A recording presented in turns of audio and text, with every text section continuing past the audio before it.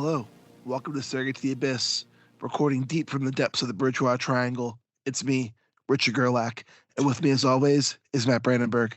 I just can't. That was magical. That was a magical voice.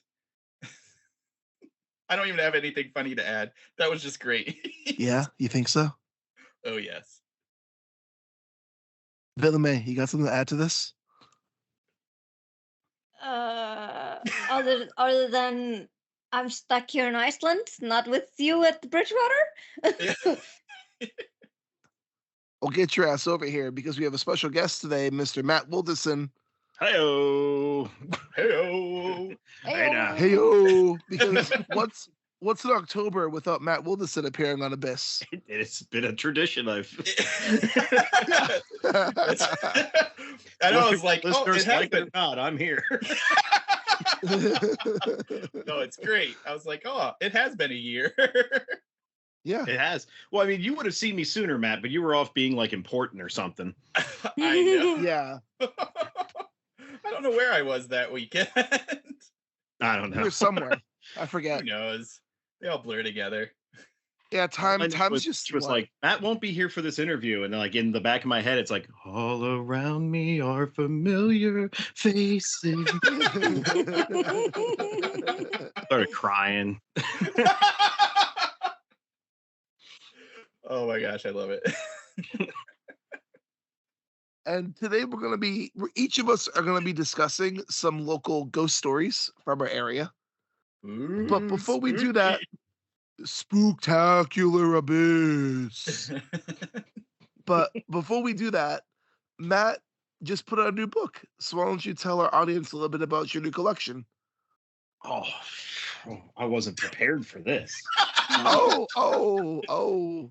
The new book is Horrors Untold Volume 6. This was another one of those books where I didn't know if I was actually going to continue it or not. And I said, hey, what the hell? I need another release. I love it. That's a great way to advertise it. Well, if everybody knows me, I'm Sold. never serious. So this book has, I think it's 9 short stories in it. And it ranges from like a lot of different subjects. There's stuff that's very personal to me. There's werewolves. There's ghosts. There's a story about lawnmowers. Yeah, I wrote that one, The Dead Heat of Summer Mowing My Lawns. But yeah, I think it's one of my favorite covers I've done so far for the story collections. And it's my favorite collection I put together to date, I think. I really enjoyed writing all the stories that were in it, and I think if you grab a copy, you'd agree with me. I mean, I'm sold on a lawnmower story. Yeah, lawnmower story sounds like a lot of fun. I don't think we get enough of those. I'm pretty sure we don't. I mean, there's like what, one? There's actually a lawn. There's a good lawnmower gag in the newest Rick and Morty episode, actually. Oh. Okay, well, there you go. That doesn't count. That's a gag. I'm saying a story. Oh no, there is a story that goes behind it too. I want someone to write about this wild lawnmower that just goes on a fucking havoc. Well, I didn't write like the Killdozer version of lawnmowers. That Oh damn it! Did you write the Stephen King version of I'm gonna eat the grass behind a lawnmower story? No, it's more like a modern day Sisyphus kind of thing, where this guy has to keep remowing the same lawn over and over and over again. And he's in like this weird realm where there's this giant obelisk that's looking over him while he's doing the task. And every day when he reaches one end of the yard, there's a small gorge, and on the other side, there's a yard that has all nicely trimmed grass, and it never grows. And he keeps thinking about, like, it would be so much nicer to be over there. Oh, Whoa. I like it. Yeah. Yeah. So, That's a good one. well, thank you. Because other than my story and now the Rick and Morty thing, I didn't know anything else that had to do with lawnmowers other than their user manuals. So. Yeah. I mean, there's that one. What's the one with the one guy in the future? Not okay. I'm making words. Let me make those words make sense. The go VR ahead. one. The VR one. I'm sure that's totally about lawnmowers. I can't remember the dude that's in that. Ray Fiennes. Wait, we talking about Lawnmower Man 2 right now? I thought Lawnmower Man 1. I don't know. Oh, 1. Because 2 was weird. I mean, they're both weird. Rich, I will give you a pass for getting them mixed up because they're basically the same thing. One just has better graphics than the other one. There's not as much lawn mowing. I don't know how they took. I don't know how they took Lawnmower Man, which is like such a weird story, and then turned it into the movie that we got of Lawnmower Man, which has nothing to do with Stephen King's Lawnmower Man, but is still Stephen King's Lawnmower Man. Yeah. Well, I mean, it's just one of those things where they're like, we could probably do something with this, right? Like, because I wonder, like, if he at one point just literally opened up his estate to like, hey, if you want to just rummage through my B-roll material, it's for sale if you want to make a movie out of it. And somebody like gets okay, this is taken, that's taken. The Lawnmower Man. Sold. Kids like video games these days, right? You could probably do some like VR things. That's the Virtual Boy just came out, so it'll be just like that, and like just like the Virtual Boy.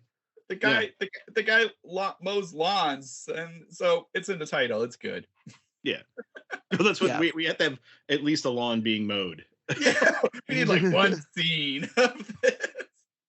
Oh my gosh. Yeah, he either did that or he just like took a dart and threw it and said, yep, here you go, do this story. Or he did cocaine money. Yes. Well, don't we all, That's probably the one. I can't even imagine being on the other side of that as King and just like, because I'm pretty sure he was invited to the premiere. I mean, they usually do that kind of stuff. I would just be like in my seat stewing. Like, you didn't read it, did you? Read. Who reads these days? Come on. It's all in the title, buddy. Like the story in between the words. That's what we did. Right. We got the subcontext. Yeah. We knew what you were really saying. You hated that newfangled game system. And you don't like computer graphics, don't you?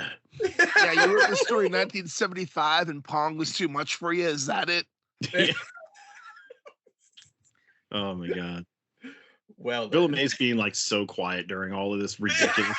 I really honestly don't know what to do about this. I'm like, we dug a really deep hole, and instead of like trying to crawl out, we're just gonna keep going down. Yeah. You discovered this hole, and I'm just still standing by the hole. I'm like, guys, it's fun down here. Come join it'll us. Be fine. I swear. I think we need to go to Iceland and sit down with Vitlame and just have her watch really bad Stephen King adaptations. I'll have you know, I've seen Maximum Drive. Here's the thing. Maximum Overdrive is actually like a good adaptation. It's just fucking batshit crazy. Yes. And like you want to see a sit down and watch I've also seen Tommy Knockers, which is super bad. Yeah, Tommy Knockers. Have you seen The Langoliers? I've seen a guy do a review of The Langoliers, so yeah, basically I've seen it. Yeah. Sleepwalkers is another good one. Oh man, with Clive Barker and the incest werewolf thing going on in that one. Yeah, yeah. I'll never forget The Langoliers just because of Bronston Pinchot. Like, you see Balky in there is like scaring the little girl. Yeah.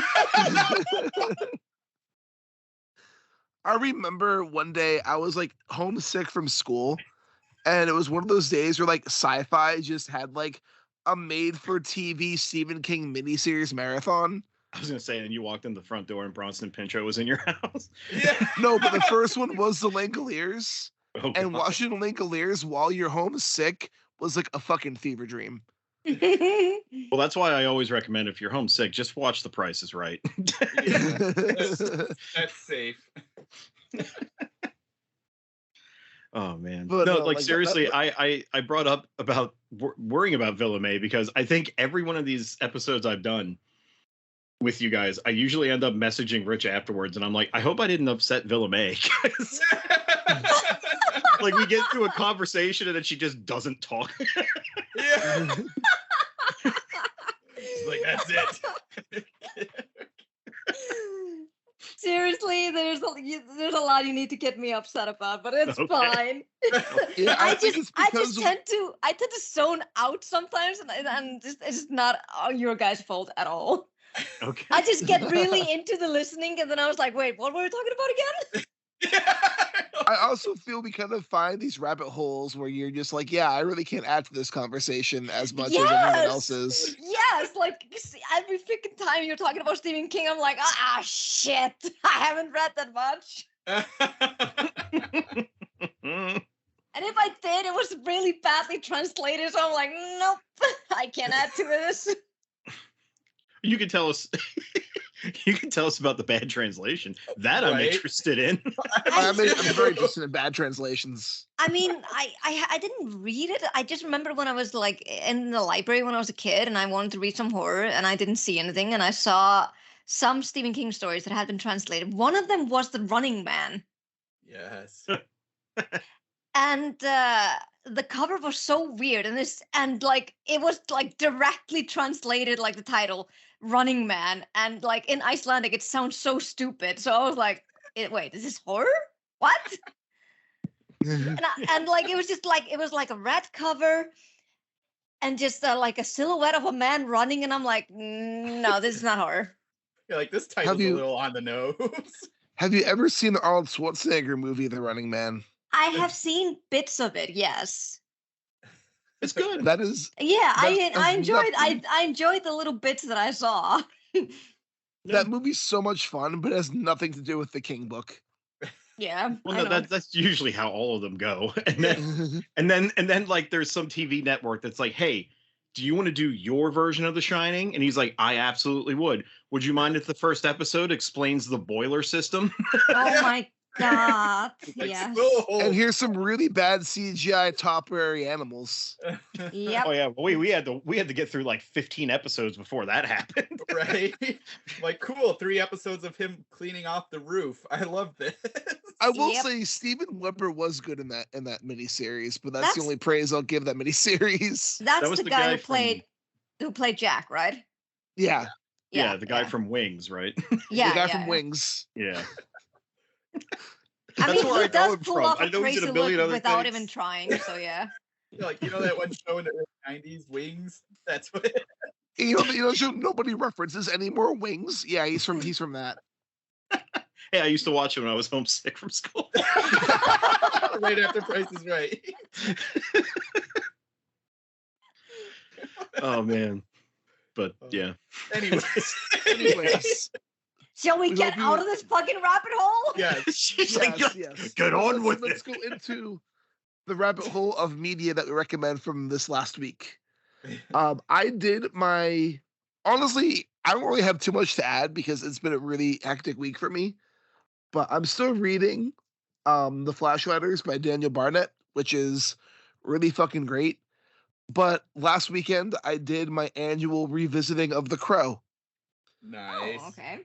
And I reread the comic book and rewatched the movie. And I've been a sad boy ever since.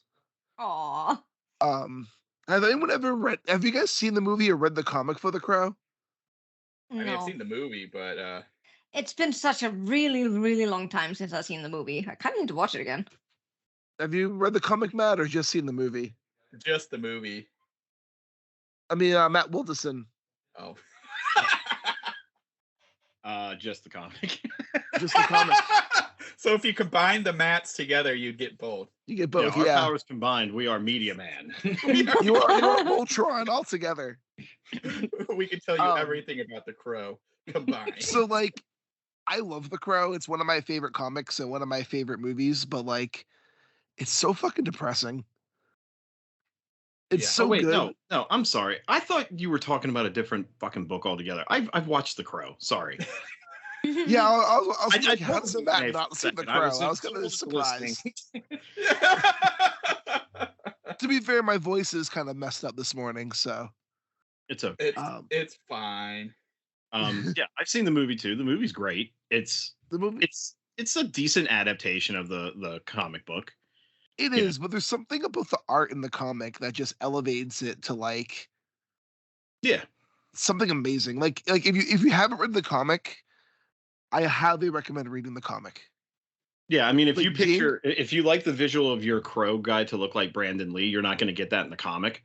Yeah. Yeah, he looks a bit more like what's his face? The guy like Robert Smith a little bit. Yeah, I think that's who they modeled it off of, honestly. But it looks very much like Robert Smith. But the story itself is basically kind of the same. I don't think, if I recall, I don't think in the comic book his girlfriend gets raped. I think they just both get murdered. No, she gets raped in the comic. She too. does? Okay. I thought there was Yeah. like a difference in there. Because one of the guys he kills talks about how he liked doing it after he cut her head off. Right. There was the difference. They in the movie they raped her first and then killed her. Like, oh, comic books. Yeah. Like, we're gonna do whatever. I mean, well, you guys know the backstory to the comic, right? Not Like really. why James O'Barr made that comic. Negative. So he It's an was like, autobiography. yeah, it is actually. No, what it was I think he was like 21 or 22. He was a kid. And he was having issues financially. And because he was having issues financially, he couldn't pay his car insurance. And his car insurance lapsed on him. And he was paranoid that he was going to get pulled over. The cop would know that he has no insurance and he loses his car and stuff. So he called his girlfriend at the time, who he was trying to save up money to propose to meet up with him so she could pick them up because her car was insured and everything. And as she was driving to meet him, she got hit and killed by a drunk driver. And he blamed himself for that happening. Like he spent years just blaming himself for her death, and like all his pain and all his anger, and his anger of wanting to kill this man who took this woman away from the world's blood into what became the Crow. Gotcha. It's literally just ultimately just all his pain bleeding on the page. Is just like, and then that's why it turned out to be a great story. Yeah. It's a fucking devastating story, but it's so good. Yeah.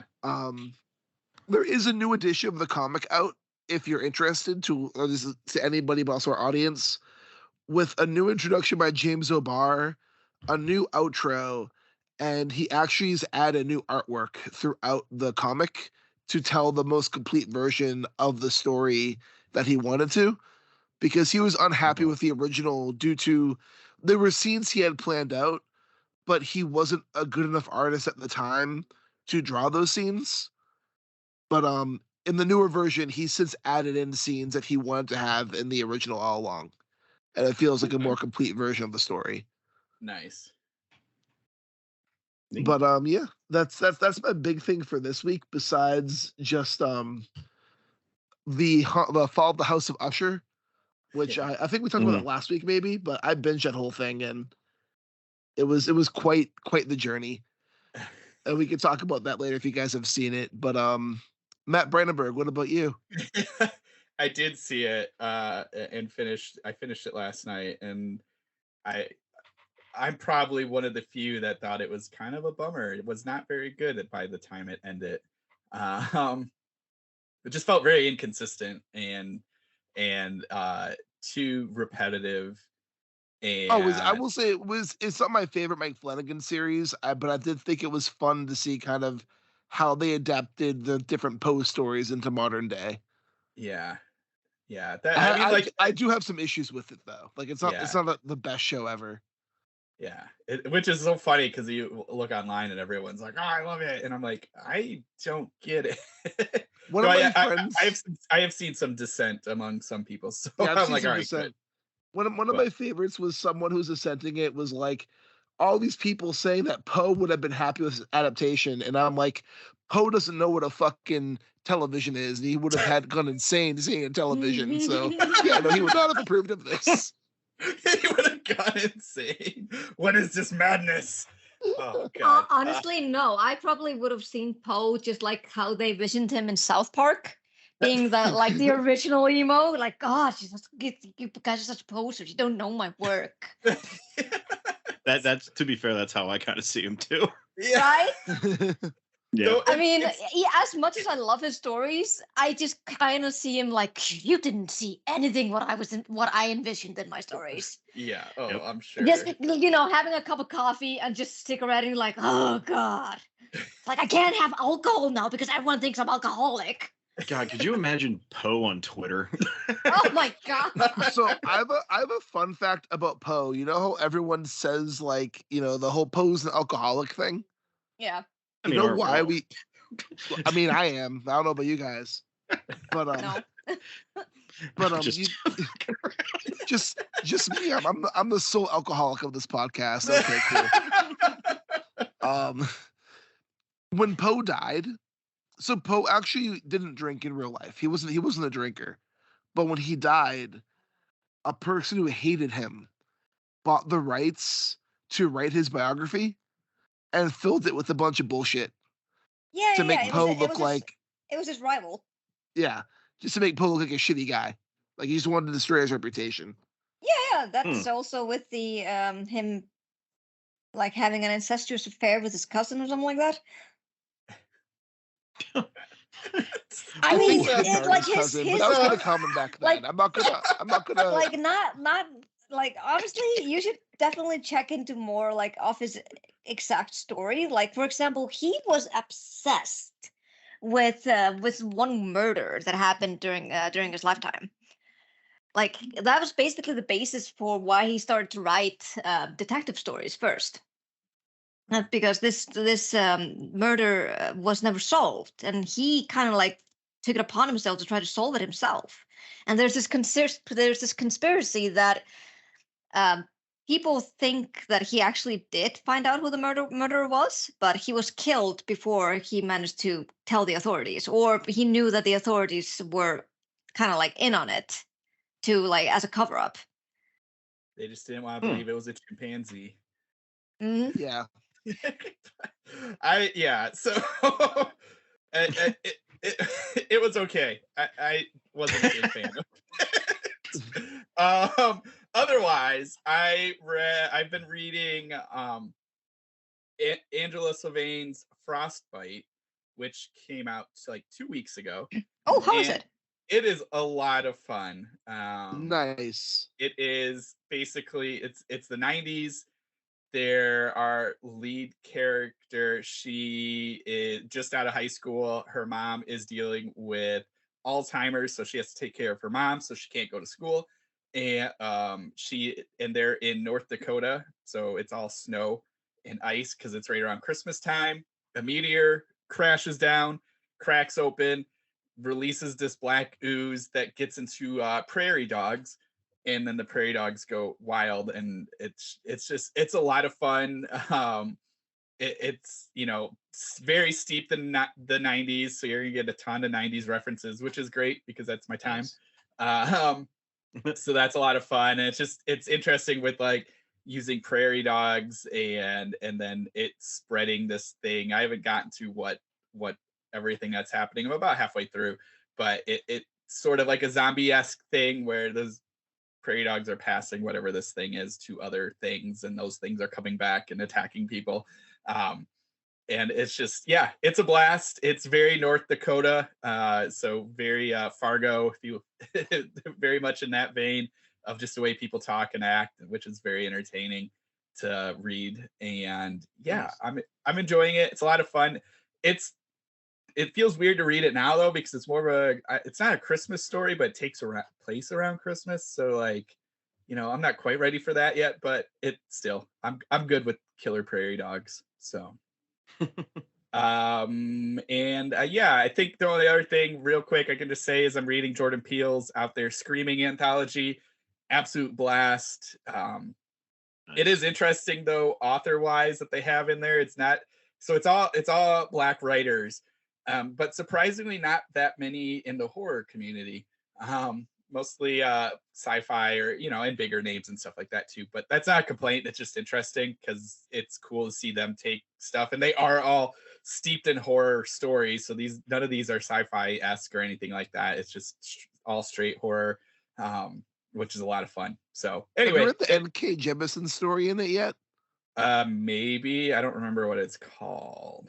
Because I love N.K. Jemisin, so I'm curious to see how her horror story goes. Yeah, I mean everything in here is just they're all very awesome. There's a really good alien one in here where aliens are impregnating people, and so then you kind of like two sides of it. You have people just saying shoot to kill because of all these aliens, and then you kind of like this cult that is trying to help the aliens birth, so you get impregnated, so they're trying to help those people, and we're kind of following it like a not quite a detective, more of like an inspector that comes in and kind of does because it's very bureaucratic and how they deal with these people.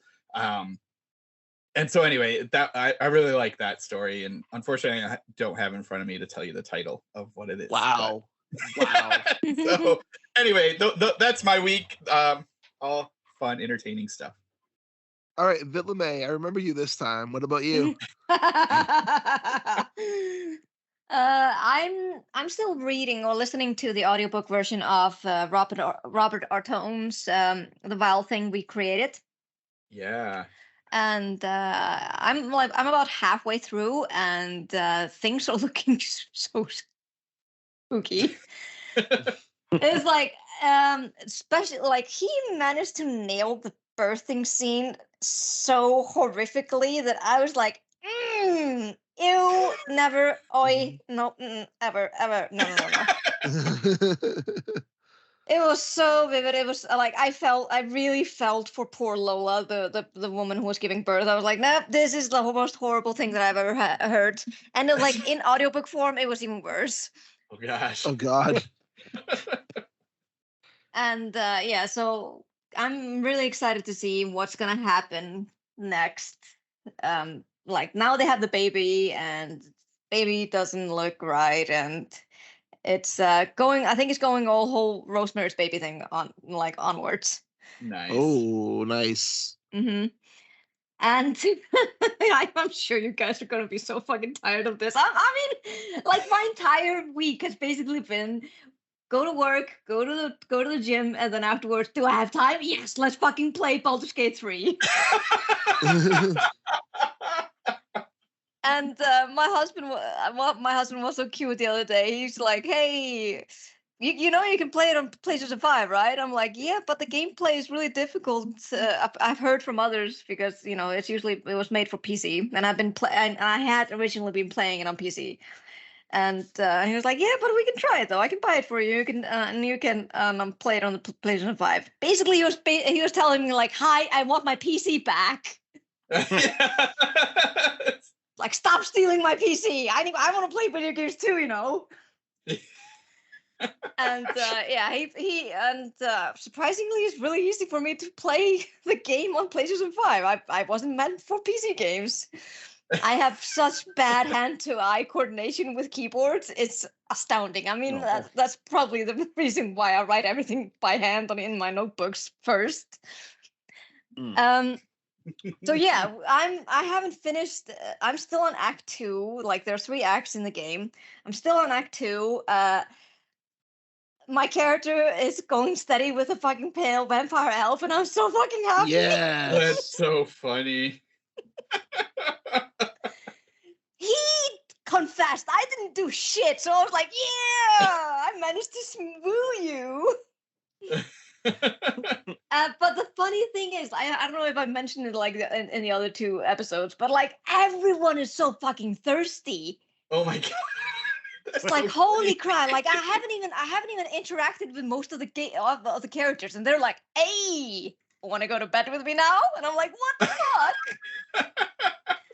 It's like the minute my character and Astarion started going steady, the fucking wizard, who I had maybe like 4 conversations with, he just came up to me with like, "So, I see you've picked Astarion.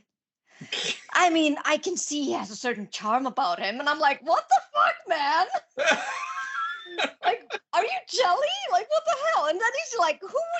pick, me or him? And I'm like, guy. Like, my guy. Have you seen the guy? Have you seen the elf? Have you seen how much of a sass that man has? So is this game just like a dating sim? Yes. It's a dating sim wrapped in a fantasy game. Well, Yes. Here's the thing, Matt. Have you ever played D&D? Oh yes. You I- know it gets Sad. sexual very fast. Yeah, it's Fair. not. That's what I love about this game. They're putting so many interesting scenarios that would absolutely happen in D&D. It's like the thing when we burst in on a bugbear and an ogre having sex in the game, and I was like, "Oh shit! Why did I do But that would happen Oh in yeah, a real D&D game too. yeah."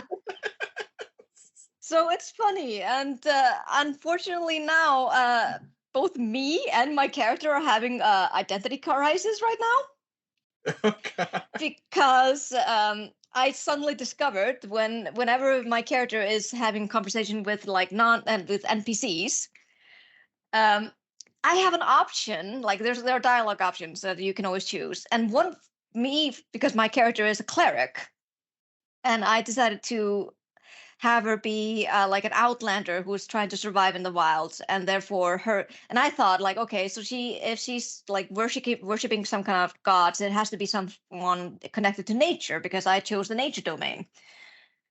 And I was like looking over when I was creating character, I was looking over the list of gods, and I saw Talus, and I'm like, oh, like he is like a chaos. He supports the chaos of nature, and I'm like, oh, that makes sense for my character. Yeah, oh, she's worshiping Talus. And then whenever now, as I'm progressing in the game, if I'm talking to a character, I can sometimes get a dialogue option where it says cleric of Talus, and I get like a proficiency for that. And now recently, if I click on that, I get an advantage, but below that it says evil cleric. And I'm like, what the hell? I'm not evil. Like I'm good. How? And this is where my lack of knowledge when it comes to deities in D&D comes forth. I decided to check on what kind of god Talus was. He's one of the worst. He's chaotically evil. Oh god. And I was like, oh my god. So I've been doing everything in the name of evil? Way to go. This is There why you go. reading's important, kids. Yeah. Right? Or like do your fucking research. So I'm like, oh god. And I'm like really worried now that this has actually changed the progression of the game. And I'm like, oh god, I'm gonna end up being like the evil motherfucker in the world. Here's the thing, Vitlame, just go with it. Just go with it. I mean, I probably will, but then, like, I was getting really upset about it. My husband, like, you can't atone, you don't have to, follow the evil route. And I'm like, I'm really not. Like, but it's so much easier. But sometimes I just have to be evil. There's this one part where I had to actually kill goblins, and I'm like, I haven't even seen you guys. And they're like, yes, you did. You helped us the other time. And I'm like, no, I didn't. And they're like, one of the commanders like, yeah, just get rid of them. I'm like, oh, okay. And then the options were kill them, like snap your fingers and kill them, or just brutalize them. And I'm like, I don't want to brutalize them. But then you accidentally click brutalize. No. Actually, My bad. I used because we have these powers that we sometimes have, and I actually accidentally used my power to choke them to death. I basically Darth Vadered them. Totally not brutal. That was totally an easy kill. I mean, Yeah, that was merciful. Yeah. right? But the thing was that I had the option to let them go. But I knew because we're infiltrating as like the bad guys like in the game, like we're like trying to find out what's happening to us, and for that we have to go like, hey, pose as the bad guy. So I'm like, but if I let them go, they will probably figure out that I'm a good guy. So totally gotta do this evil thing. It's totally I have okay. to do this yeah, and it's so funny because like I have like you can have three people as your companions, and like two of them they're like always approves every single thing. Like, if I do something chaotic or something evil, they're like approve, and I'm like stop it. Approved. And one of them happens to be my fucking vampire elf boyfriend. Like, god damn it, Astarion, stop being evil. Oh, it's amazing. As you can see, I'm enjoying the fuck out of this game. It's so fun. So, I'm like basically my character and one other character in the story. We're gonna be like, hey, who has religious trauma? This guy. I do. So it's gonna be fun. Can't wait for Act 3. Oh my god. Sorry, I'm ranting now. I'm done. Quite all right. It's quite all right. No, seriously, if you have PC or PS5, you should buy this fucking game. And I'm not gonna be surprised if this is gonna be the game of the year. It's so much fun. Yeah. It sounds awesome. Like I really want to play it. But Matt Wildasin, what about you? I don't know how I'm supposed to follow that up, but Good luck. It was funny because earlier this week, recording a new episode of Grindcast for our spooky season, co-host Jason brought up because we were talking about video games, and I'm like, yeah, I don't get a whole lot of time to play that much anymore. And he's like, if you started playing Baldur's Gate, you'd probably love that. And I'm like, nobody plays Baldur's Gate 3 anymore. like nobody plays. All they do is they make that game so they can see genitalia and have sex with weird things. Nobody actually plays it to play it. Okay, all right, okay. I have not. I repeat, I have not, and I will not have sex with the bear man. The bear man. Well, see, now you're not getting your full $70 out of the game. That's true. Yeah, no, honestly, No. the first thing I saw, the druid can have sex in bear form. I'm down. Like this is the game for me. Yeah, like if I get the game, mean- my character's never gonna have clothes or stats. I'm just gonna run straight up to bears and like try to have sex with them. Oh my god, it's so It's funny just like though, every because weekend for me. it's so funny though because he like yesterday I actually started like having conversation with the druid, and then all the conversation topics were like leading to him like, hey, so you do have a lover? And I'm like, I don't want an engagement with him. I also I was don't want to out. have sex with him. He looks like my dad. No. I would be the biggest male slut in this game. Like anybody that's like, so you want to do this? I'm like, I'm talking to you, aren't I? I mean, okay, so These eyes don't lie. no, but I'm a little bit pissed off that we can't do poly in the game. Because Yeah. there's this one character called Karlak who is like this big, like muscular tiefling warrior, like barbarian. And she's like the sweetest fucking girl ever. And I'm like, oh my god, why can't I romance you at the same time with my broody ass vampire elf? Why? Like if he's giving me too much sass, then I could at least go up to you and get a hug. Get a hug. No, because you actually get an option to hug her, and I'm like, I'm fucking hugging you. Like I slammed on that button the minute it gave me the option. I'm like, hug her. So I'm pissed off that we can't do poly in this. I'm like, I don't want to just have one. I want to try everyone there. I think It's probably coming in the DLC. Yeah.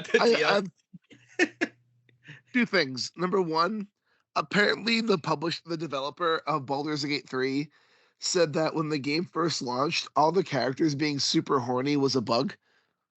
Nice. And they've since No, patched it so the characters are apparently less horny, which that's a drawback for me. I mean, for yeah. me, for them being this thirsty is both hilarious, ridiculous, and super understandable. Like they are like facing a death sentence, and they're like, I mean, if I have to go, I want to go with style. Let's fuck Yeah. everyone. And also, the make complaint about the no poly thing. one of my favorite games is Persona 5 Royal. And in the game, there's a dating sim element to it. And if you um commit to a relationship with the female character in the game or woman character in the game, you're locked in. But the game will let you have a relationship with another woman character. And at the end of the game, if you've pursued more than one romantic relationship, all the characters like slap your main character and call you a pervert and break up with you. Ouch. And in the Chinese version of the game, they change that to you can have a harem with all the woman characters. Oh my. And it's so fucking weird. Yeah, that's weird. It's still funny though because I haven't gone that far yet in the game, but I've seen like clips, and if you are like romancing someone and then you start to flirt with some of the others, and then go back to the ones that you're romancing, they will be like, "Sorry, honey, I don't share. You're gonna have to break up with that girl." And I'm like, Wah, wah. why? Which is why I'm like, Wah, okay, I'm wah. gonna do this playthrough with him, and then the second playthrough with her.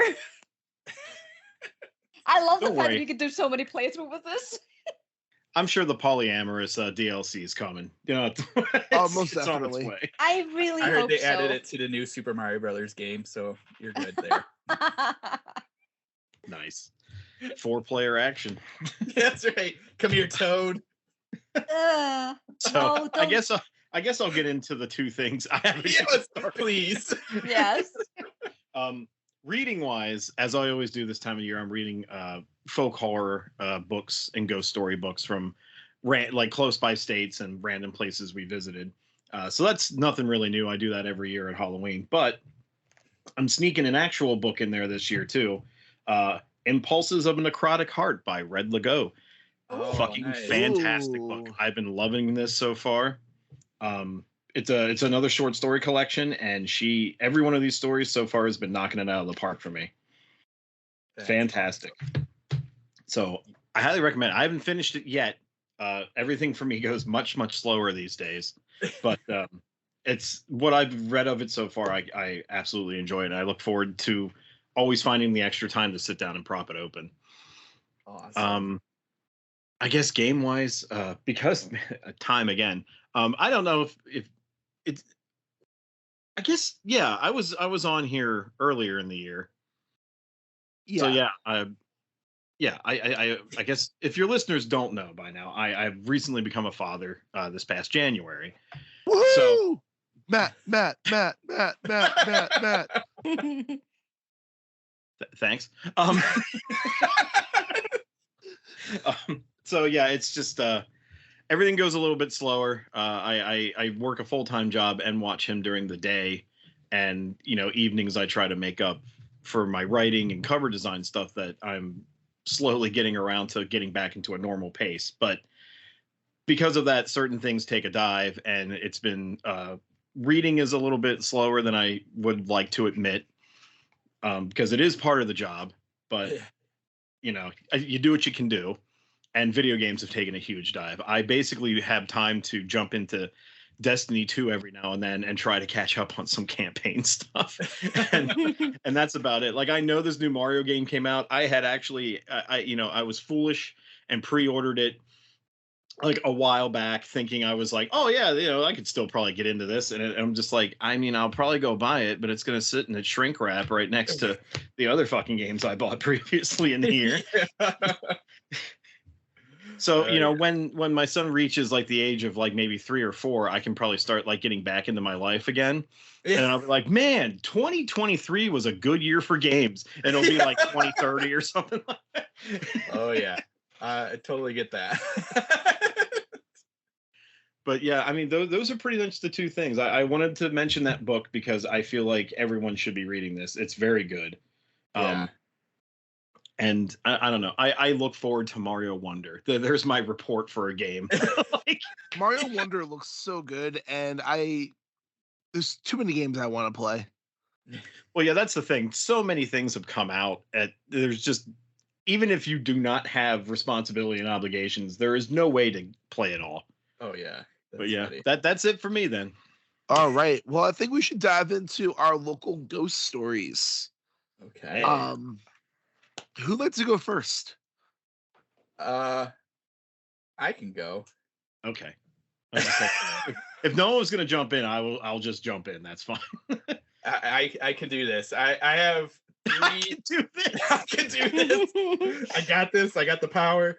You That got is this, like a Matt. You got this. self-affirmation before just telling a local ghost story. You're good enough. You're smart enough, and gosh darn it, Gosh darn people it, like people you. like you.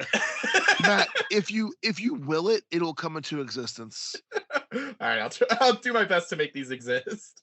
So, it's funny here. I'm gonna pick like more I would say cryptid kind of things, just because I mean That's fine. That's fine. we kind of have the usual ghost stuff here in Kalamazoo. So Kalamazoo is halfway between Detroit and Chicago, and as you can imagine, for a long time we would get lots of interesting things passing this back and forth through this. Like apparently Jimmy Hoffa might be buried somewhere around here.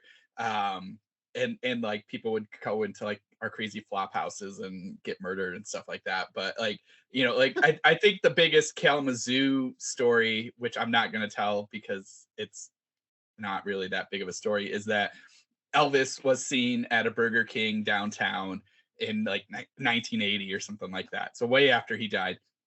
I think that's one of our claim to fames, besides the poisoned water and all of our weird animals.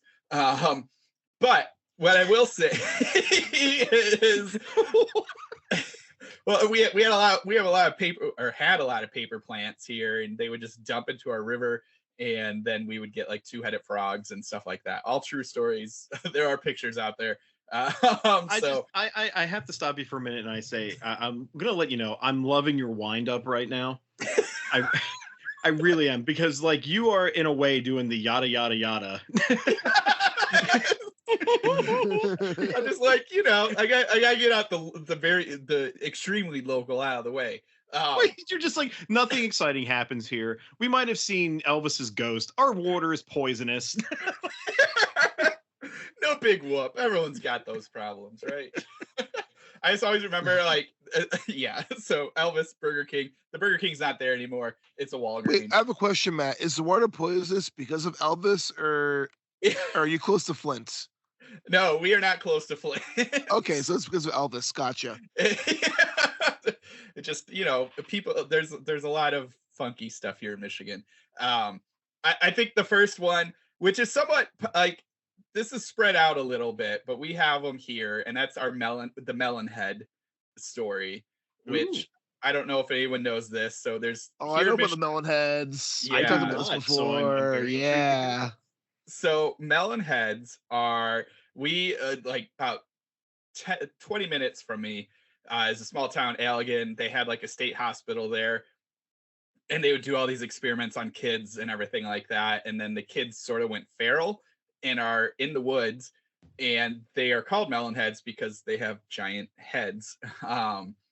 And they would go out and like attack people and stuff like that. And they're all just little kids with sharp teeth and big heads and, in the woods. So it's very creepy. But like the story's always kind of vary. Either it was experiments, or it was like all the orphan kids were taken to this like state hospital, and then they escaped and they went insane, or like a doctor was experimenting on stuff. So it was like all these different things. But yeah, so they, and it is sort of like, it's not just a legend here. I think there's a legend over, I don't know if it's upstate New York or somewhere on the East Coast. So like they either there's like a trail that these melon heads went on, and they just, like they migrate, or something. But the migration trail of the melon. So every fall you can see them like scampering around and biting people and being little kids playing with toys. It's a thing. So that'll be my first. I don't know if we want to go in a circle or if you want me to go with all of them. We can do circles. That sounds fine. All right, circles are always fun. So I don't know the placement of everybody on screen, if it's the same as my placement, but So do we want to go counterclockwise or clockwise here? if we go clockwise, you're next on my screen. See, this is not going to work then. I'll I'm go counterclockwise to Matt. I'll go next. You'll go next? So, Okay. similar to Matt, I'm going to talk a bit more about cryptids, but there is some paranormal stuff I can talk about after this too. Um, One of the more infamous kind of things in Massachusetts is a place we call the Bridgewater Triangle, which I set my story in your anthology Dark Words in the Bridgewater Triangle, Matt. You did? I did. You did? I'm sorry. I'm in a funny mood today. I'm sorry. It's fine. It's fine, dude. So the Bridgewater Triangle is like a massive land. I grew up in part of it, but it's like a massive land between Rehoboth, Freetown, and Abington are like the three corners of it, and it covers Taunton, which is a big city. Well, not big city, but like a medium-sized city. Raynham, Bridgewater, East Bridgewater, and some of Brockton, which is another kind of average-sized city. And within this area, in the woods, this area, especially a place around Hockomock Swamp, people have seen everything from between UFOs, ghosts, thunderbirds, and a little creature called puckwudgies, which is kind of like a local little cryptid thing. Yeah. And there's a lot of conflicting stuff around the Bridgewater Triangle where nobody really has come up with like why it exists, but a common belief of its existing is during King Philip's War, when the colonists were fighting against the natives led by King Philip. It's believed that the land was either cursed or had a bad omen put on it due to the treatment of the Native Americans during this conflict. And Right. because of that, there's all this strange phenomena that happens. So like, just to kind of give an example of just some of the few areas that take place within the Bridgewater Triangle, the Freetown Fall River State Forest. Yeah, it's a big thing. But there's a state forest in between Freetown and Fall River, and in this forest, it's been pretty common throughout the years to have seen cult activity, and people have found lots of ritualistic animal sacrifices, and as well as a number of suicides. And the Irish mob used to bury people out there too. Nice. And then So there's it's a really also friendly place. Yeah, it's bring the kids. It's a great time. And there's also another part called a Profile Rock, which is which was in the era where one of King Philip's kind of places was. And people believe if you go there on certain nights, you can see a ghost of a man sitting on the rock with his legs crossed, just staring out into the distance. Oh, just Interesting. contemplating stuff. Um, Wanting to play Which- Baldur's Gate 3. He's thinking about the sandwich he can make in Baldur's Gate 3 between two different characters. He's like, one day. One day I'll have that threesome. There's also I went to college at Bridgewater State University, and there's one building in Bridgewater State University, a dorm building, where people would say like one day there'll be just a bunch of empty cans piled up that like weren't there before. And then the next day they're knocked over, or even they're vanished or they're gone. And there's also all these weird noises and doors slamming in the storm building at night on rooms where like no one's staying in. Just weird paranormal stuff happens in this place. And it kind of goes, and the last one I will say is I'll do two more and then we'll kind of move on. I'll talk about something after. Near Taunton on a highway, there's believed to be a hitchhiker that is in the same area. And if you pick up the hitchhiker, people have said they sit in the back seat of the car, they don't say a word, and there's just a big red slit in their throat. And they just sit in the back seat until they vanish. Nice. And the last big one is there is an inactive schoolhouse that was built in the 1840s, and it was actively used until the 1930s. But everyone who's attended school in this school or even spent a long time in this building have just said like they've seen strange sights. They've had like a desk nobody's sitting in just flip over. They've had lots of stuff falling off the walls. Like the building just had a very negative energy about it, according to people. And this kind of all ties into just the weird shit that happens in the Bridgewater Triangle area. Is like they'll just get all these weird paranormal stuff. Like it even goes to so much where many people say they've seen UFOs in this area. They've seen Thunderbirds in this area. They've seen all sorts of cryptozoological creatures and stuff in this area. So just kind of a prime, like, strange paranormal set. I love it. That sounds awesome. But who'd like to go next? I'll go next. So, I'm going to start with a ghost story. This is one of my favorite ones to tell because it's actually fairly local to me. I'm not going to say how local because I don't want to actually, like, dox myself on your podcast. So, dang it. That was my whole plan. Damn. This is a story of the ghost of Johnny Cole, which takes place in a establishment close to me called the Accomack Inn. This story takes place all the way back in 1864. The inn was purchased by the Cole family, and it was used at times to basically be like a somewhat of a hotel, and it was also a ferry to get people back and forth across the river because it sits right alongside the Susquehanna River. And the family at one point in time, like the operations of the place were fine and they could handle it themselves. But as time went on and they got older, they needed some help. So they hired this maid. Her name was Emily. And she lived on the farm for a while. Now, the place as it sits today is a restaurant. It's up for sale now, but it was a restaurant for a while. And across the street from the actual building itself is this big crushed stone parking lot. Well, that parking lot used to be a barn house. And one day when Emily was working in the barn house, the son of one of the owners, his name was Johnny Cole, he was very smitten with Emily. And he, on numerous occasions, proposed to her just outright, kind of like a Baldur's Gate 3 scenario. He would hit on her constantly and propose to her because he was like, this woman is going to be my wife. It was noted that he was a slow gentleman, so he didn't really grasp things too well, as especially with conversation. So he was very blunt, and I think the idea of morality wasn't really fresh in his mind.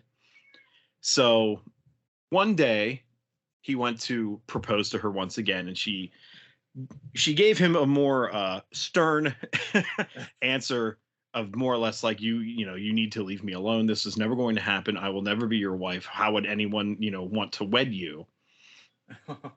And he made the decision then and there that if I can't have you, then no one's going to have you. And he killed her.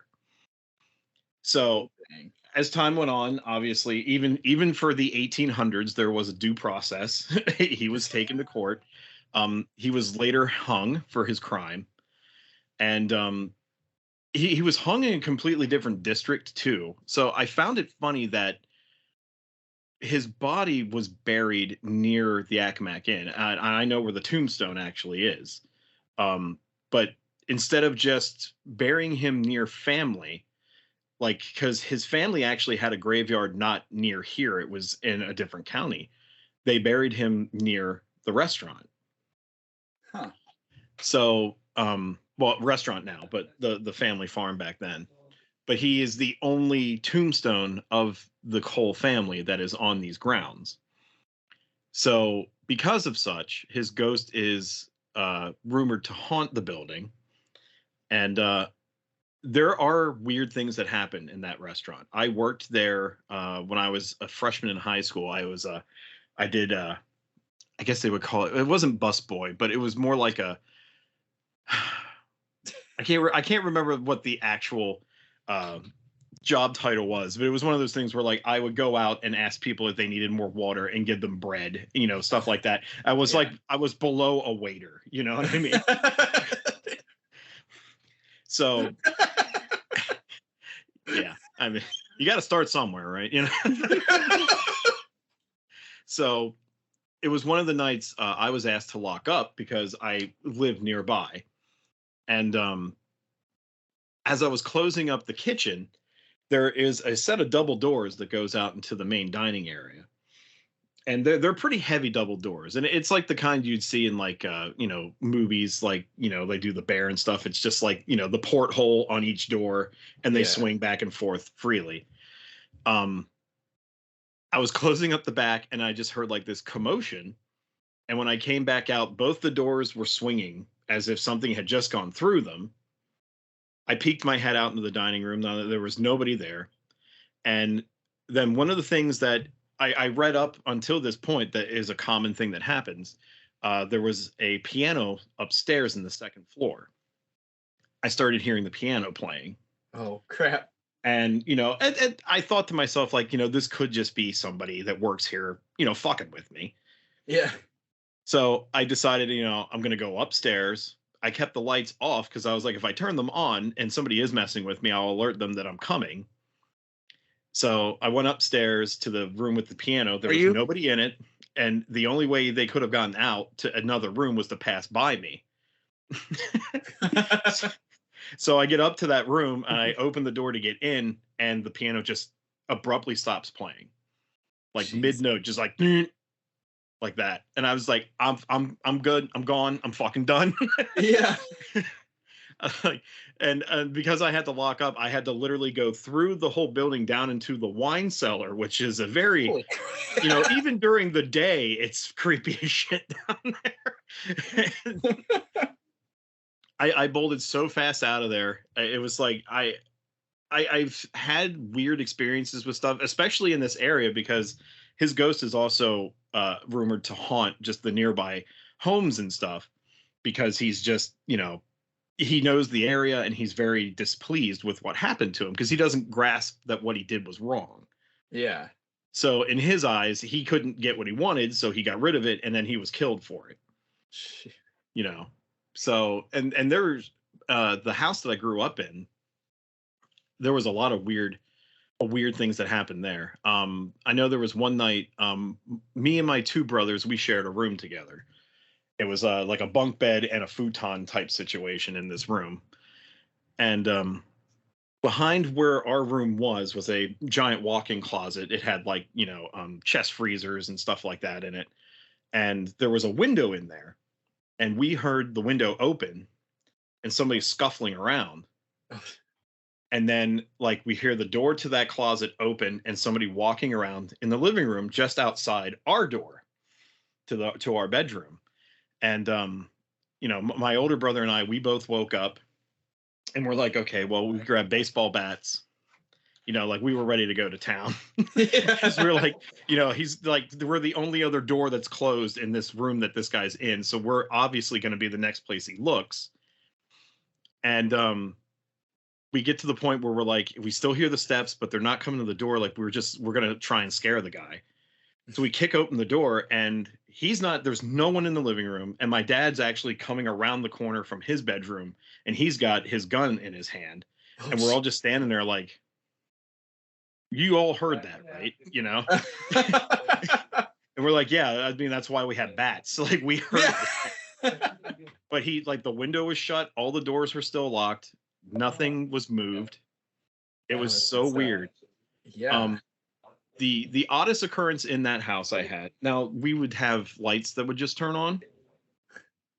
It was, and you get used to it growing up. I know that's like some people say like, how do you ever get used to that shit? I'm like, you do. Like if it's just lights turning on, you're like, what? Just stop fucking with my electric bill. Like, God damn it. Yeah, right. Like it becomes commonplace eventually. But one night in particular that freaked the shit out of me.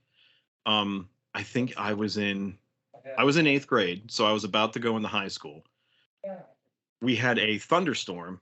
It was a really bad storm, and the power went out, as it often does in this area because we live in the middle of the woods. I got up to go tell my parents that the power went out because they're heavy sleepers, and I at the time I was like, I don't know who you call for this shit, so Yeah. I went to go wake them up, and to get to their room, you have to cross through our kitchen. It was a narrow space, tiled floor, and it was pitch black. And I didn't have a flashlight, and at the time, cell phones weren't a thing, so you couldn't even use your screen to light anything. Yeah. And I just my foot hit something really fucking hard right at the edge of where the carpet would meet the tile, and it hurt, so I screamed. Yeah. It's like, you can hit your pinky on like a feather and it would just be like, ow. So my dad opens his door and he has a flashlight and he's shining it over, and we both see all the dishes that were in the cabinets were on the floor, stacked in neat piles in rows, going from the carpet where I was back to his door. Jeez. And he looks at me, he's like, did you do this? I'm like, did you think I have time in the dark?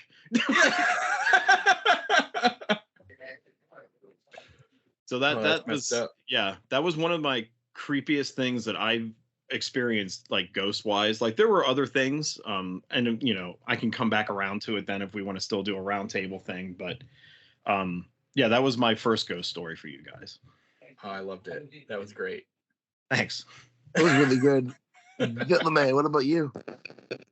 I mean, Iceland has a lot of I don't really have any local stories because Iceland is a pretty small fucking country.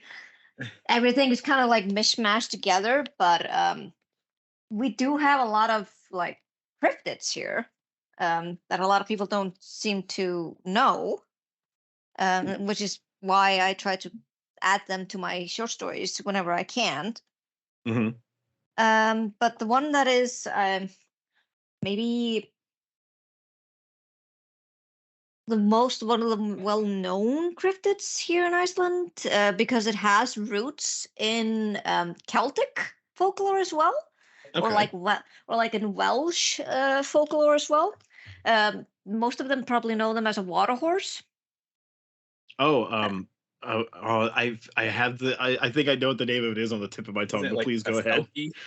Selkie. Yeah. No, Selkie is it's basically a shape like a seal shapeshifter. Okay. But Fine. the water horse, or in Icelandic, it's called Nikur. Okay, I would not have guessed that then. Yeah. No. But yeah, they are really common here in Iceland and also in Scotland and in Wales and stuff. So I have a feeling that we might have the Vikings might have gotten that folklore from them. Okay. But this is apparently, it's a horse. He looks like a typical horse. And he, except for the fact that it has a really a bushy mane, and that basically that covers most of his eyes, and his hooves are actually inverted. Inverts. Yeah, so it's not on they're not front, but they're more on the back. I don't know how to explain that as well though. That's interesting. Mm-hmm. And apparently there's been so many folklores about it that people in the old days, people used to avoid lakes because they would think if they saw a horse near the lake that it was a nigger. Okay. Say how I say it, that did not sound good, but yeah, nigger in Icelandic. Okay. And apparently it came to the fact if you would ever go if you would see this kind of horse, and if you would go sit on top of it, you would actually get stuck on its back, and it would go to the nearest lake and drown you there. Oh, jeez. Okay. And but people have been saying that because this was in where the latest one of the we had like an Icelandic version of the Grimm brothers here. His name was Jón Árnason. He was the one who like traveled around Iceland and gathered all of these folklore stories around. And he would say that like a lot of the times people would say that this was the devil in disguise. Okay. Oh. And if you, for example, there's this one story here that a guy and saw a horse there, and he was going to like he came like he was riding the horse, and then he noticed that the horse had more like mane than the usual horse, and he just started tried and he was kind of worried that the horse would not see anything with all his hair in his eyes, so he was like kind of brushing it away, and he then noticed that instead of two eyes there was just one eye in the middle. And the guy says, "Oh crap, is it you devil?" And the horse got really like spooked and like, "Fuck, you got me," and then he like ran away. Oh, you got me. Apparently, one of the things to like get off the horse or like to not get deceived by them is to say like, "I know you're the devil," and then it's like, "Ah, fuck," and then you just go away. You mean my glasses and fake mustache didn't work? Yeah, Damn it. yeah, basically. It also, if you like recognize that it's a nigger, and you just say, "Oh, you're a nigger," then he will be like, "Ah, fuck," and then just go away. Not again. Yeah, like he kind of has like a knee-jerk reaction and just runs into the water. Or apparently he also kind of like disappears into the ground. And it's same if you see. It's one of the things is also that if he sees a church, or if he hears the bell of a church, or if you say, "Oh fuck, you're the devil," then they you have to say those exact words. No. If you just say any kind of like devil, like in Icelandic we say the word anskoti. Okay. That's one of the swear words that we have. Like if you want to, it's basically all related to the devil. Helvitis Jews is anskotin. I love it. And yeah, if you say that just in any kind of form, like if you use any kind of iterations of the devil, like one that was also really popular around that time was say Kölski. That was like the name for Satan. Okay. And so yeah, if you said that in like nearby this kind of creature, they would be like, "Fuck, my plans are foiled," and then they would go. But there have been like there is here. I have like my book here with me. So there are a lot of places actually in Iceland that are that have the name of that creature.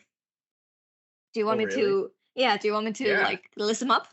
Yeah. Okay. So we have Nekhóll, Nikurborg, Nikurfoss, Nikurhylur, Nikurhylsfoss, Nikurhylsgljúfur, Nikurlá, Nikurpyttur, Nikurskál, Nikurstallar, Nikurtjarnarhóll, Nikurtjarnarlækur, Nikurtjörn, og Nikurvatn.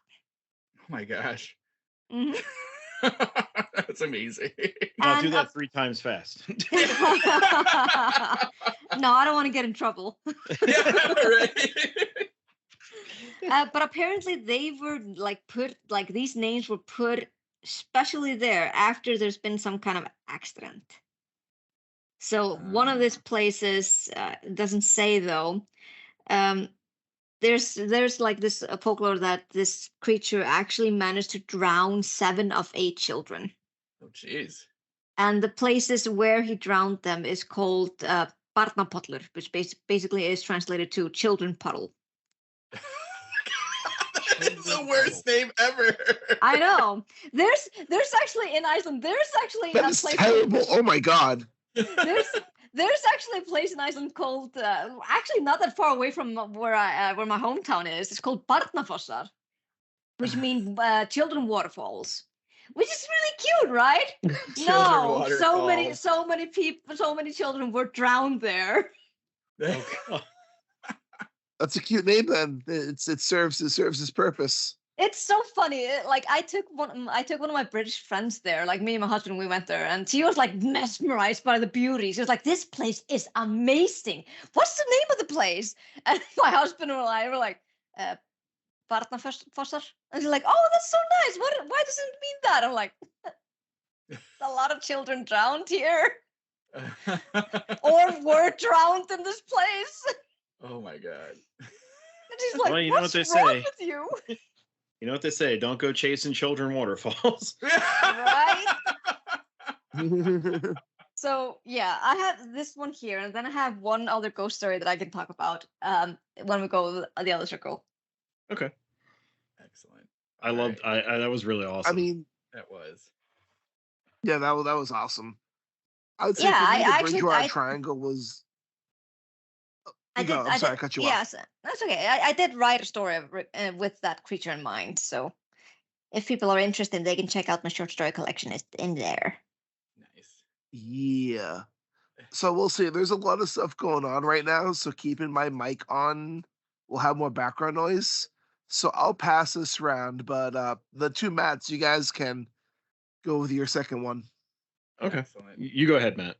All right. So the next one is probably like in the state of Michigan, one of our more famous stories. Some people I think know about it outside of it, and especially if you're from Detroit, you really know this this creature, which is the Nine Rogue, which is this impish devil that is purported to show up during like or right before big disasters. And the story is way back like early 1700s, right before Detroit was founded.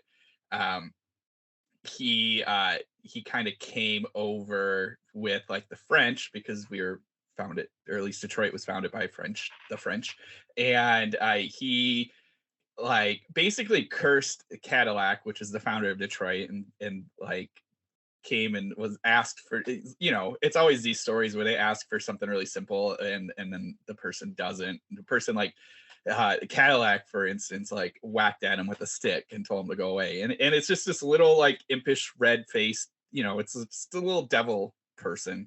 And so after that, he was cursed, and Cadillac was run out of town, and it ended up going down to Louisiana to hide because of this little demon.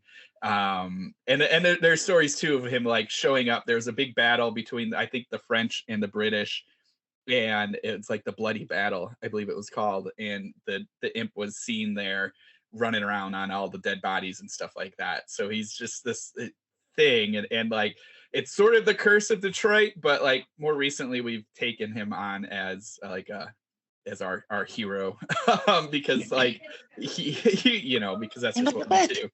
Yeah, just you take something and you're like, we like this guy, because like a lot of the stories around him are more like he's looking out for the little person and not the rich people. So like he showed up right before the Detroit riots, kind of warning people of what's gonna happen, and that was in the 60s. So right during like the Black Rights Movement and stuff like that. If you don't know your history, look it up. Detroit riots were pretty intense, but he was there right before that, just to kind of give people, hey, this thing is gonna happen. And he would show up like there was a big fire, because again, don't all big cities have a fire at some point? And so he was there right before that to give people a heads up. But some people look at him as like, is he the one starting these things because he's a bit of a trickster, or is he the one telling people that you're okay? So yeah, he's a fun little character. He's, I think, the most I was looking it up, and the last time people saw him was probably in the 70s, and there were some like kids climbing telephone poles, and people swear they saw him right before a big power outage, because again, big city blackouts, that all happens, but we have a demon to blame on that one. So yeah, he's just this little French guy that runs around doing stuff, and we now do parades for him every year, usually in March, which is pretty fun. But it's this funny little thing to like kind of think about, and like thinking about Detroit as a whole and all the stories. I'm sure everyone's heard of our town. It's a great town, but yes, we've had some downfalls in the past. And this guy is always around to help make either those things better or worse, depending on your point of view. But he's probably our biggest one, at least the one that we celebrate the most. So the name that, and I am pronouncing it terrible because I'm not French, but the Nine Rogue or Red Dwarf, Red Demon. So that's our friend. That's really cool. Yeah. So, my other thing I'm going to do is a ghost story, but I will talk about a couple cryptid things very quickly. There are so many in this area too. It's ridiculous. One that we have a festival for every year that I didn't get to go to this year as it got rained out was called the Albat Witch. Okay. These are basically 4-foot tall little versions of almost like a Sasquatch type creature. Oh my God, that sounds amazing. Yep, and they live in the trees, and it's rumored that if you go there and leave apples for them, and you leave and come back like a couple minutes later, the apples will be gone. Which I'm like, okay, what? It's the wilderness though, so Yeah. I don't know if you know this, but a lot of things live in the woods. What? That's crazy. But yeah, and they're said to not really be very aggressive or anything like that. There are roaming stories that like they'll steal children and stuff, but that's never.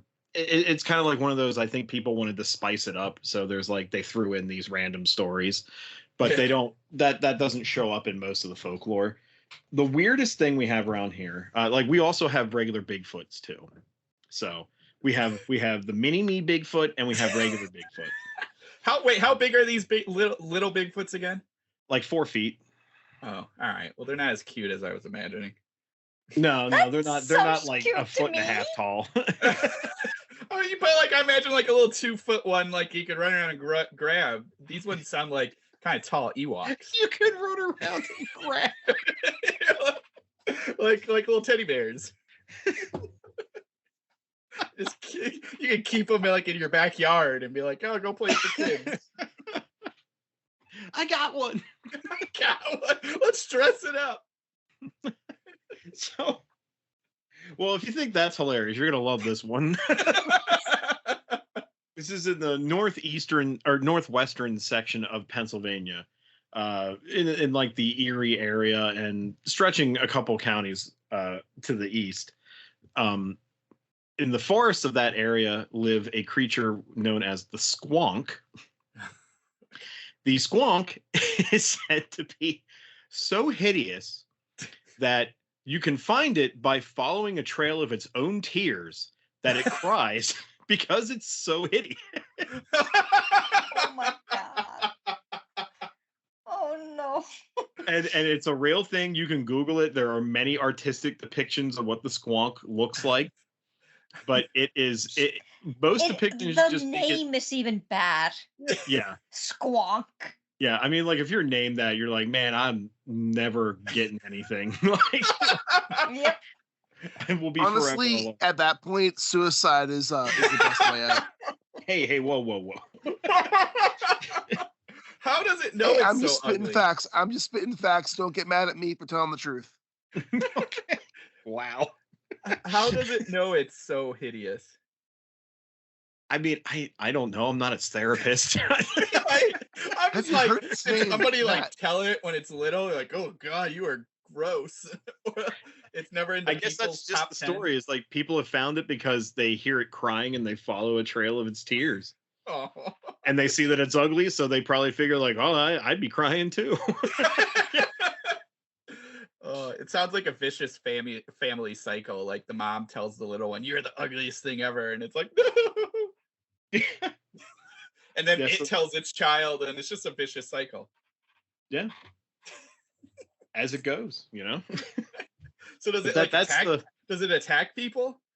No, it doesn't want to be seen. Also, that's another part of its story. I feel like a lot of that happens in like the especially the cryptid stories. Is like there's a reason why you can't find it or it doesn't want to be seen. You know, there's always like some kind of thing that it vanishes when people get nearby, you know. But that's the weirdest thing. We have like Thunderbird stories here too. I think most of the places in the United States do, just because of the Native American culture. Yeah. So I mean that's pretty widespread. And we have a Nessie. We have like a lake monster called Raystown Ray. I've had the thought that I wanted to do a like my own, because I like reading folklore books. I've always wanted to do my own and make it like a field guide to finding like monsters and ghosts in like this state. It's just it's a lot of time to do all that because you got to travel, photos, all that kind of stuff, and it's not happening now. So, but maybe someday. So the ghost story I want to tell you guys again now. This is a very famous one. There were books written about this ghost story. The most famous one, not the most recent book called Hex, but there was one written a long time ago called Hex. And it's about the story of Nelson Raymeyer, who was a self-proclaimed witch doctor of sorts. And he proclaimed to do miracles and everything. And there were people that said straight up that they saw him perform these miracles. And people would go to him to get healed when they're sick. And, so this took place, a long time ago, like early 1900s, late 1800s was like the time period for this. So a lot more people kind of did believe in stuff like that.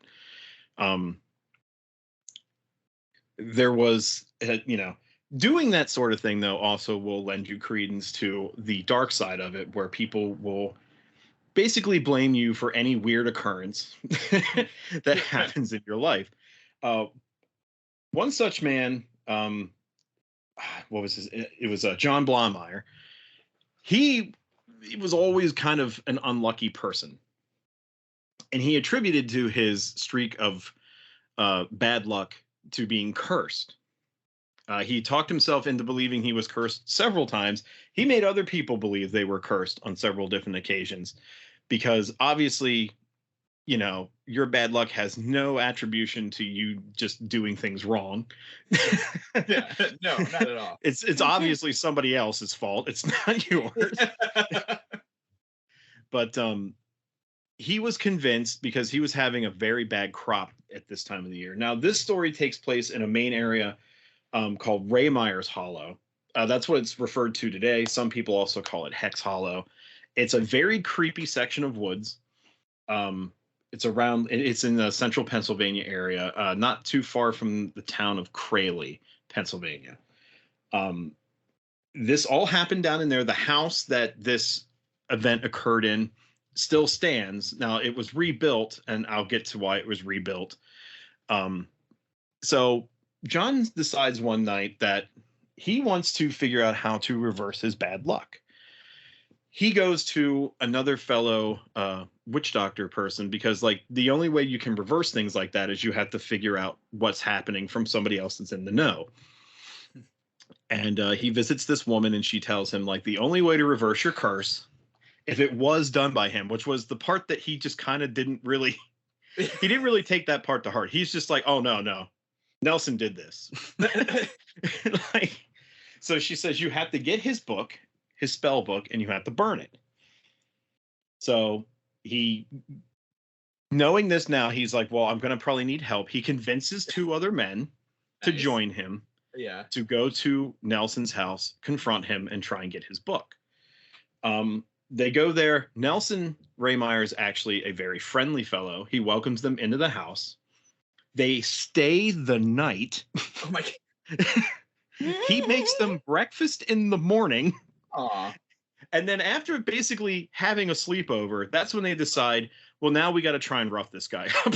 That makes perfect sense. As one should, yeah. Yeah. So they ask him, like, we need your book. I know you did this, blah, blah, blah. He's, of course, denying it, because he either didn't do it, or there's like no way to ever prove this sort of a thing anyhow. Yeah.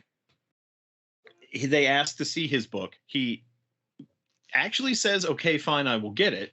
He goes down into his basement to get it. While he's down there, they're hatching this plan, and they try to attack him, but Nelson Raymeyer, apparently from stories, was a hulking behemoth of a man, and he fights these 3 men off of him, and they flee. They come back 2 days later. This is the parts of the story where I'm like, I don't know how much of this is actually true. Like, Nelson again opens the door and lets them in, which I'm like, I don't know if you would do that really. I mean, I know this is a different time period, but I feel like the air for niceties that we would have in current time probably would have still been the same back then. Yeah. But apparently he asked them back in.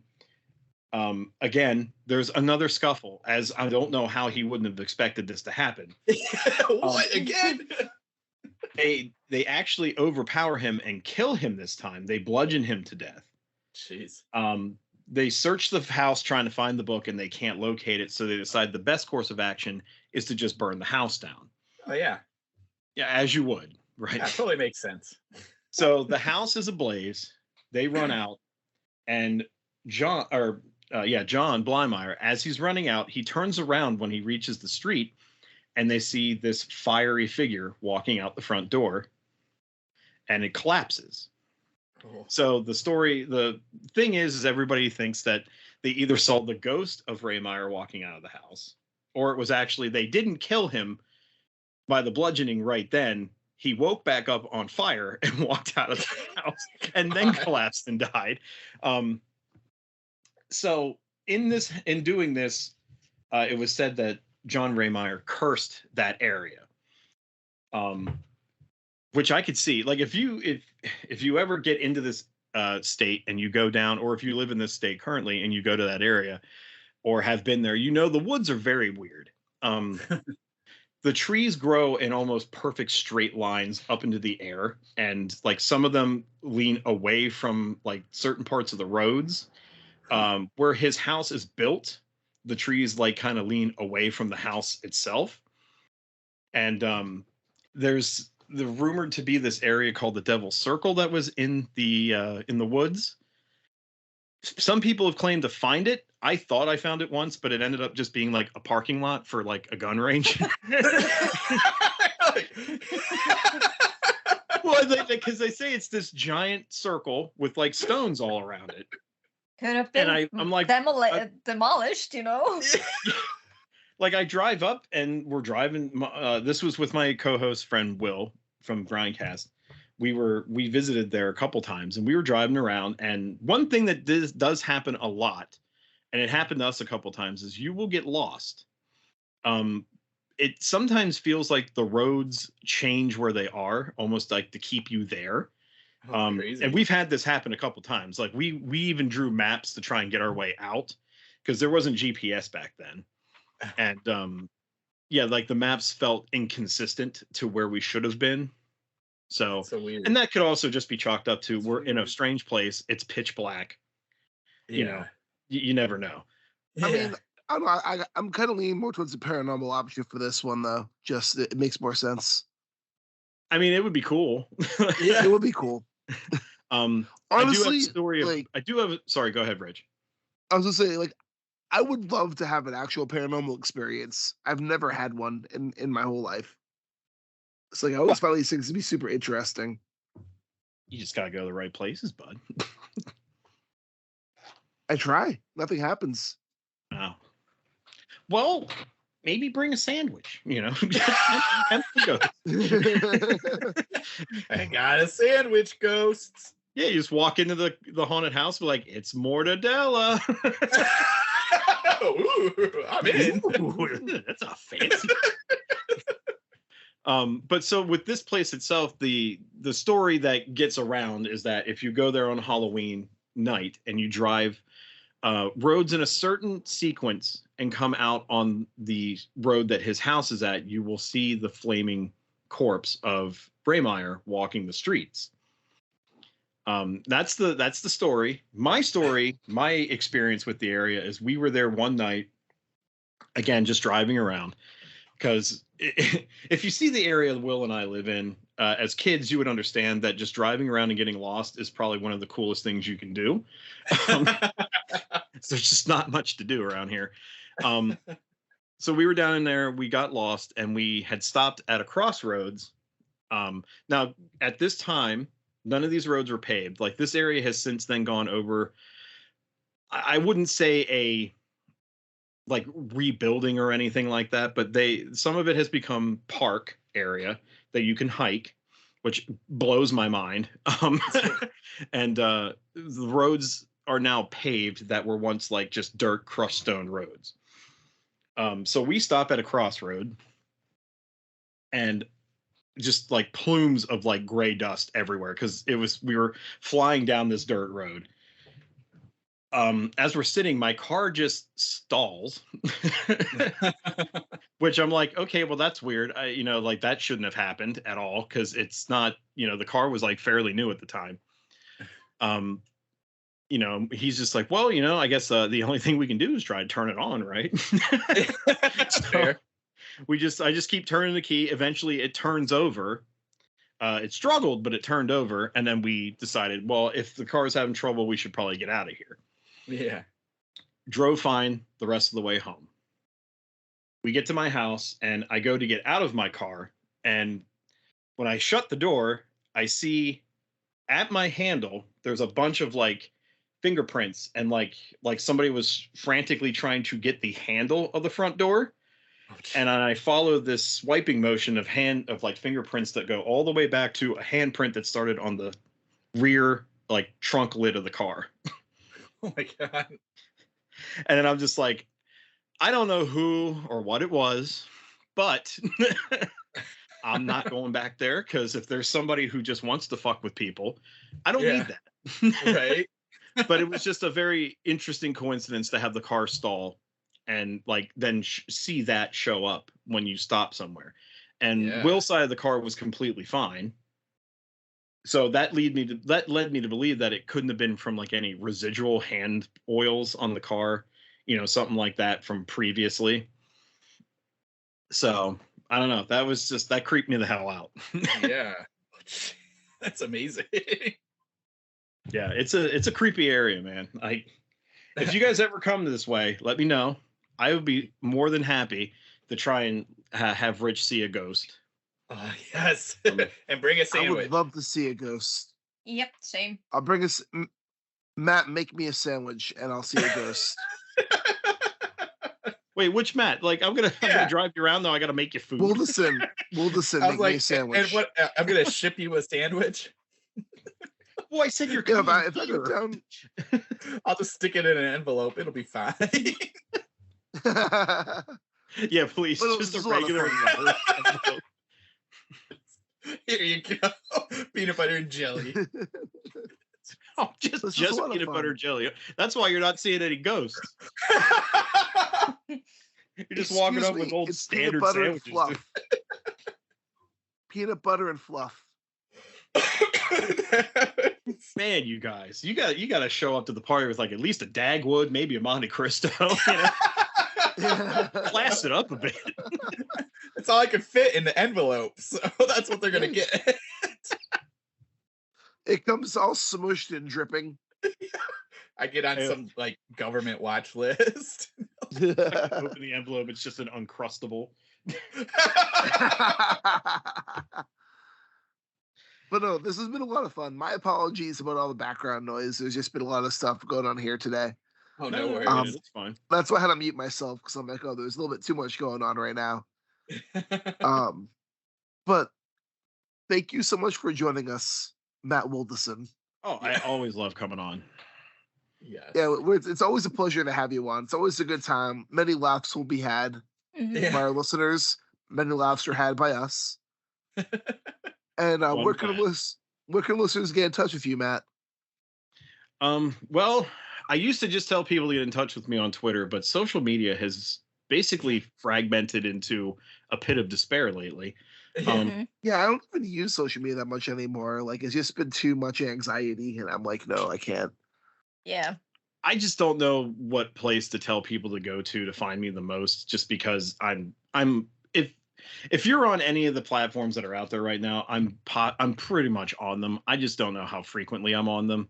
Yeah. I still find myself gravitating toward the app formerly known as Twitter more often, and I think that's just It's out of habit. Yeah, pretty much. Same But here. Like the engagement is non-existent right now. No, it's not. And as of yesterday, I don't like my notifications don't even refresh properly. So it's only a matter of time. Yeah. But if you're over there and you're still hanging on, I'm at Matt_Wildasin on there, and I'm on Blue Sky, but I can't remember all the the title you're supposed to give people for the Blue Sky platform right now because it's a sentence long. But yeah, you can find me there. Eventually, hopefully by the next time I'm on the show to be interviewed for something, I'll have my own website, and I can just tell you to go there. So, yay! I know I'm like an old person when it comes to this for some reason. I hear you. Also, the other Matt, where can listeners get in touch with you? Pretty much all the same stuff that Matt just said. Twitter, Brandenburg DM. I think Blue Sky. Just search my name, and that's probably it. That's where I'm at. And Vitlamay. Yeah, basically the same thing. Twitter at VitlamayS, and I'm also on Blue Sky at VitlamayMist. I am still lurking on TikTok. I haven't posted anything there in a while, but I might soon because I am prepping a cosplay. Ooh. So that's VitlamayMist also, and yeah, I also have my website, VitlamayMistAuthor.com. Buy my books. Hey. Yes, buy her books. And you can buy her books, definitely. They are so good. And I am not on Twitter anymore. You can follow me on Blue Sky, which I need to use more. I'm just trying to use less social media because it gave me a lot of anxiety, and I'm trying to do what's best for my own mental health and well-being. But if you're a fan of the podcast, feel free to look me up and say hi, because I always love talking to fans. And this is Richard Gerlach saying, keep staring.